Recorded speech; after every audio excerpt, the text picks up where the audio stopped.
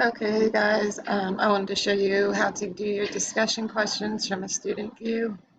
So if you are in Google Classroom looking at your stream, go ahead and click over to classwork,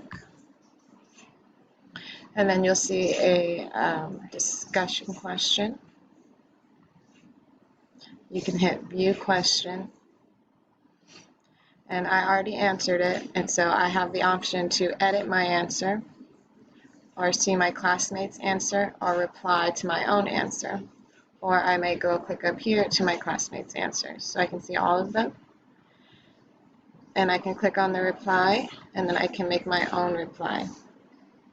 So you're required to do a one-sentence reply to two different students after you answer your discussion question in 4 sentences. So this one right here is answered in 3 full sentences. So this one would be full credit right here. But this one is not a full sentence. It's not full 3 sentences, so he wouldn't get full credit for that.